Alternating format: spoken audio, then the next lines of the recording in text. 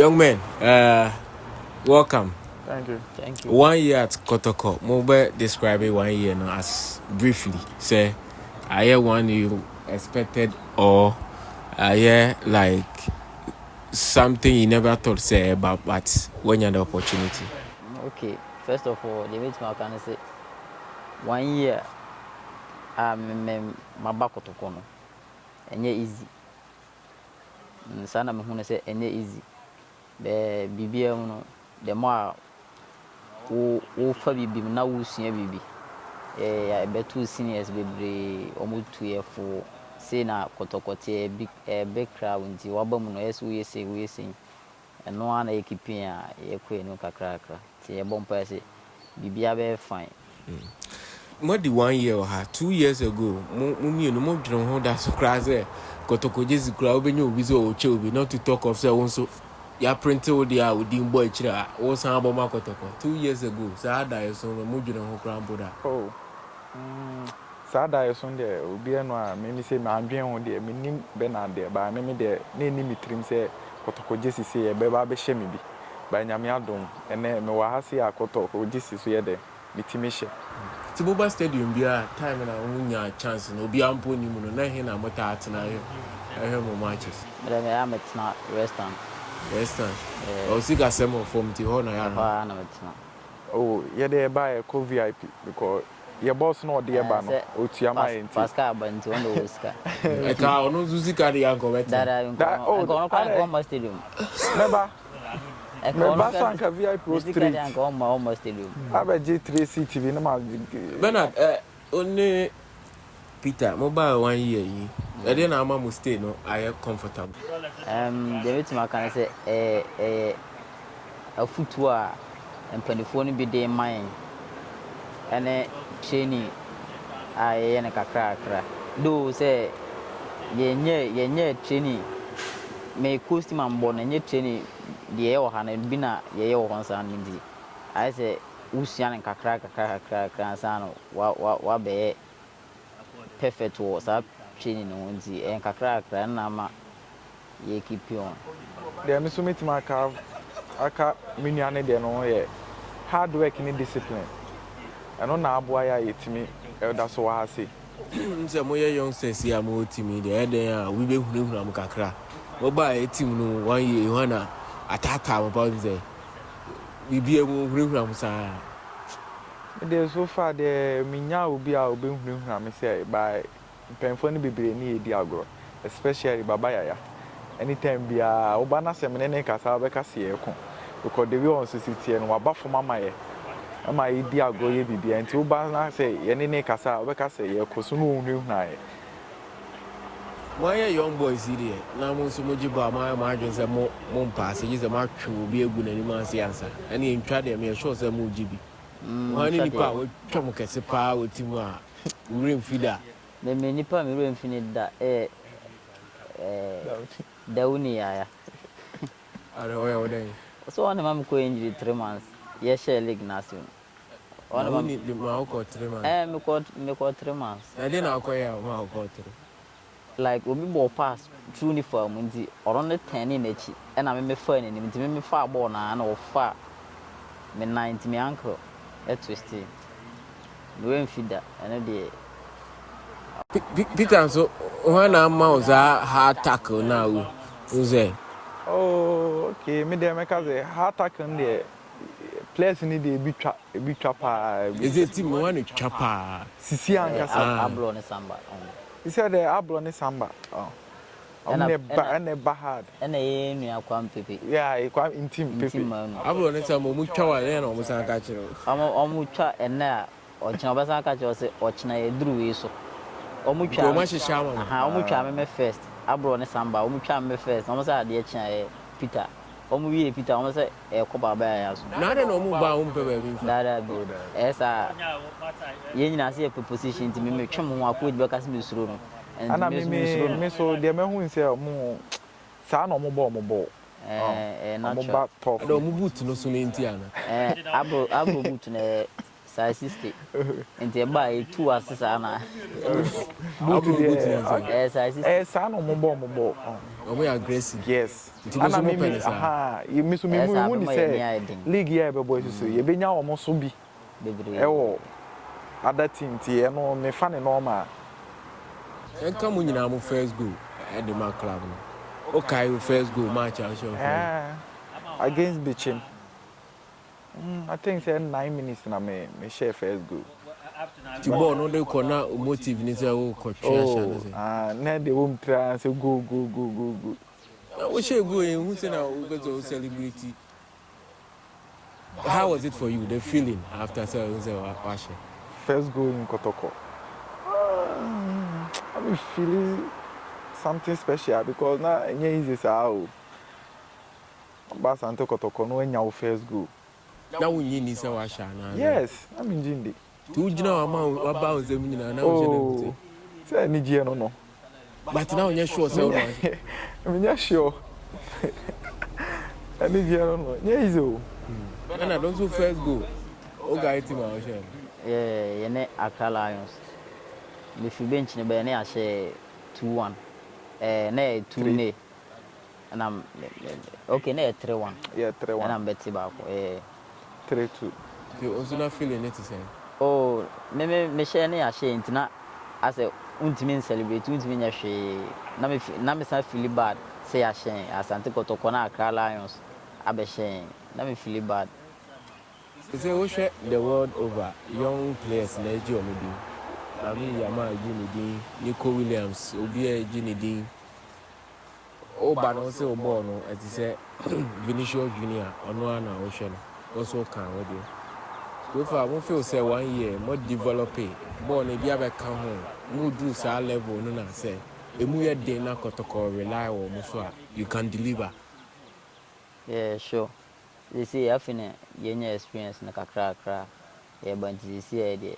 It's my saying, yeah, but like Kotoko here.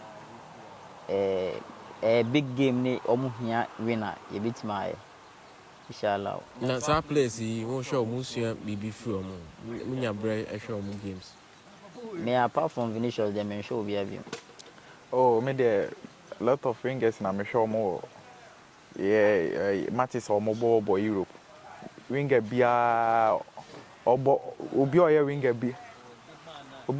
bia na me misua no me there me ni player bi say me sua we nkwa na say because the way one quality we one we ni bi ti me pese me sua ni na e de e bom tin kakra me say me duro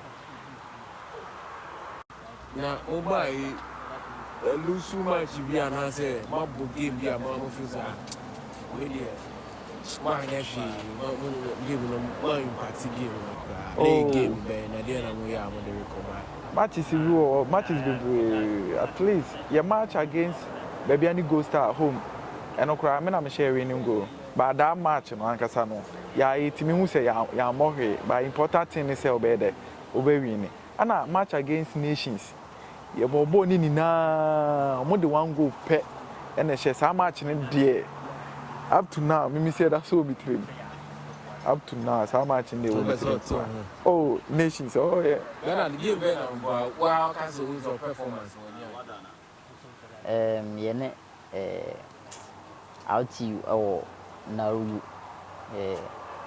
na first half na nyema nkoyi like coach ni me say bia mekọ na makoye bibi be me mekọ yeso no na say aya ahopepre ne pese en show na ahopepre ntina say me bobo ni anyhow me wie na me feel bad when umie ni nyina ye wingers abeka se mu nyina mutimi bo wings ni ba bia dia na wo Peter ho a wani je character na say trait quality bi of you we there money super unya ope. How do you guys relate?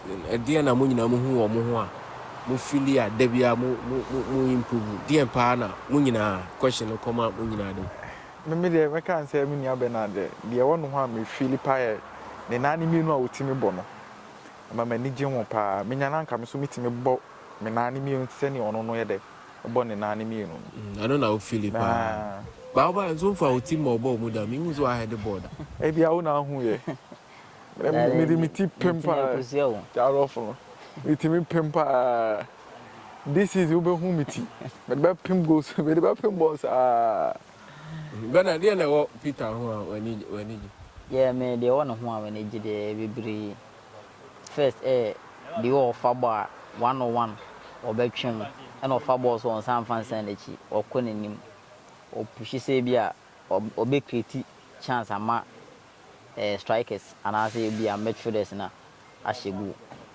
and the finishing na be bomb person yam be na dum na the finishing dey dia more than Vinicius the finishing yawo yen na finishing nje be Peter de na de nyokola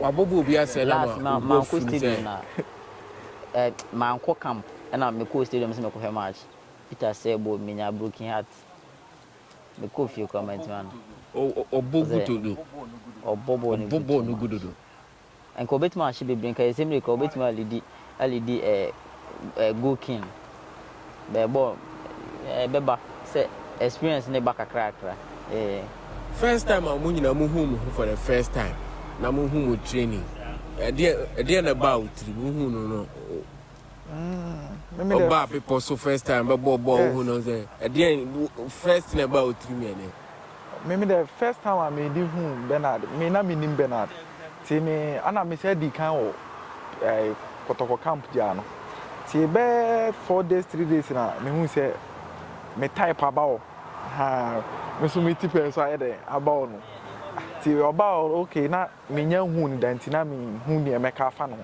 by ye train we ya ye call back to ye clubhouse na mu say the do boy ni mu also a very good obetima boy nti the hu bi to say competition ni be tough ana oh me de sa de na ya me ye me de nti say wonim yesen me a me de na me ye wonim yesen me a when I don't who the first time o say training also learn about anana wonim me dada oh na me nim Peter be na me nim no me ko he division no mo ba division 1 me ko he mo stadium nti na me nim store born bo be na me nim na nim say yeah be me hu no be poso no dey me kan o bitim say me wo adwuma ye because ono abo first division na wasan aba premier nti ono wo experience na me so me mbo obi da nti yes me work hard because me hu Peter na the bond na no odin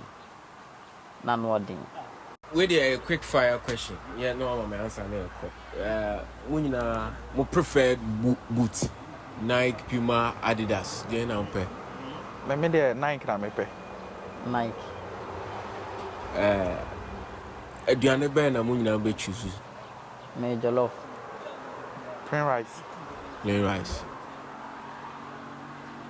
at the end trait and as a quality na unya nka opepa as a footballer quality unya nka opepa quality who no player be a Europe Ghana unya nka the for now the quality many pa brese me ye pa ye Vinicius mo ne Mbappe mo pace no Vinicius ne Mbappe mo pace no and am ni bre pa my guy so cool so now you agree agree sign a new contract to survive and get experience in this club. You want me to sign? Yeah, you want me to sign it's better for you to sign. How many years? You say they should do what? Sign. How many years do you want me to sign? Supporters are saying they should extend. Are you saying the same thing? 10. Supporters say they should sign. Are you saying the same thing? Yeah, the same thing. How many years should they sign? 5 more. 5 more. 5. I will do it 6 for you, Yeah, do 6. So when you get a good experience, so you can move forward to Europe. Sure. The club can afford you forward. Okay, thank you. So this is my option. This is your option. No matter what, to sign 5 years. Yeah, you should sign. Don't worry. So, what about you? Me? Yeah. Yes. You have to sign almost. How old are you? How old are you? Me, I'm 19 years. 19. You have to sign almost 3 or 4 years. Let's give him five. So, because I have contract with my last team, so this is my last year. You So can sign talk to again. I them. will be We will free, talk to them. so I can sign. We will You talk can to sign. them. Yeah, I Okay, can sign. okay, I don't have that's problem. good. That's good. Then But- you have to sign 4 years. But the problem is you. Why the problem is us? Why? Oh, we will sign. This We will your sign. home. Listen, we will This sign. team can afford you. This team can help you to make your name everywhere that people that can know you. Okay. So just relax and do it. Okay. Thank you. Don't Karim, worry about what do you like about them? What do you like about these two? Just These two players. What do you like about them? I like about them like the confidence in the field. So their mentality is different than everybody here. So as young players, they are very good. So they can help this team for many years. Yes, man. Thank you very much. Okay. Yeah. Enjoy your. They say you worry them a lot. Mr. Ma, Tom head. Hey, leave me. So, Peter and then Bernard, are you guys promising to improve ahead of the season? Oh, sure. Yes. Yeah, sure. So why did you choose the number 30? Was it the team manager who gave it to you? Because the team manager is Jesse.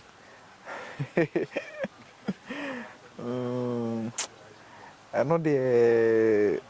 But do you like it? Has it been good to you? Yes.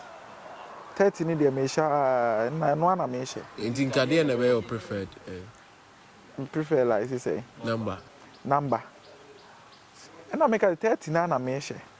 Okay, Maybe the previous team and I me Mesha number 11. But me ba na Obishe, Ewa Hasi. Na say me choose number 13. Na me choose number 13. A mama bel do Jesse number 10. No, Anna Mesha. When I know the over 7 over G. Me and Kasa team be could be a 7. Over your whole Juma this season. Yeah, this is very hard. I didn't some like our coach catch him. Me, my young idea, and I'll catch him. Oh, Nyama bebre na kochi kachire. Nyama bebre park so ne outside park nyama bebre. Say you be discipline. Nia stay focused. Nyama ye ni akọ adwuma na ye no. Nyama ye ni akọ adwuma na ye no. Na ye daachi. Nyama bebre na ya kachire. Okay. 2 young boys. Mo bet my sorry akoda. Why? Thank you. Thank you. Wana koda. Monko.